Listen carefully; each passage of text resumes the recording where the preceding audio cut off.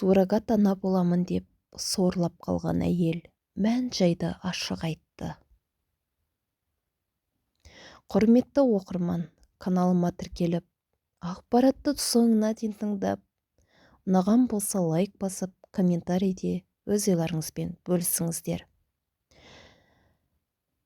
Қазақтың қыздары алданып қалмасын деген ойда осы бір ақпаратты айтқым кеп отыр. Суррогат ана іздейміз деген хабарламаны интернеттен көріп хабарластым.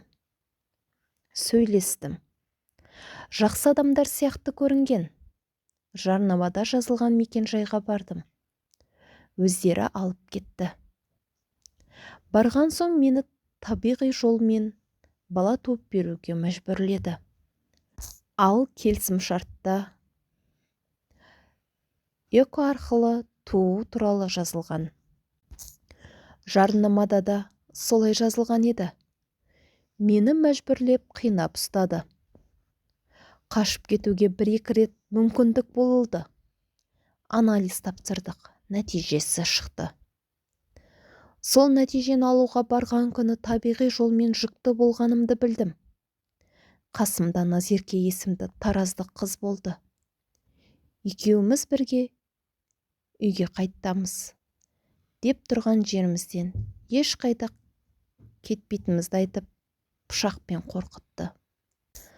Сосын анализге берген ақшаны 40 000 теңгені берсеңдер, кетесіңдер деген. Бірақ жібермей қойды. Ай сайын 70 000, баланы туып болған соң 3 миллион беруге келіскен. Ол ақшаға үй алуды жоспарлап едім. Әжем, балам үшеуміз пәтер жалдап тұратын едік. Сол үй алып, аяққа тұрсақ деген ниетім болған еді. Жағдайымыз нашар еді. Ішерге тамақ, киерге киім таппай, үйіміз де жоқ болып, пәтер жағалап қатты қиналдық. Мен бала туып беруге келіскен кісінің бірнеше үйі болды. Өзім үй алып берем деп те айтқан еді. Тіпті үйінің біреуін беруді уәде еткен.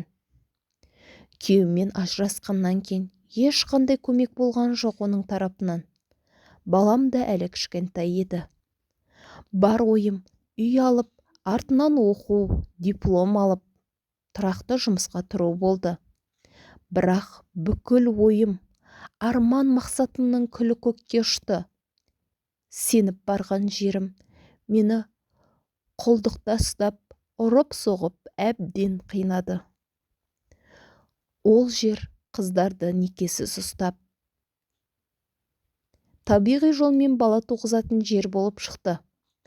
Бұл жағдайды басқа қыздар осылай жасап алданып қалмасын, қорлық көрмесін, менің қателігімді қайталамасын деп айтып отырмын. Ешқашан оңай ақшаға жүгірмеңіздер. Мен сияқты алданбаңыздар.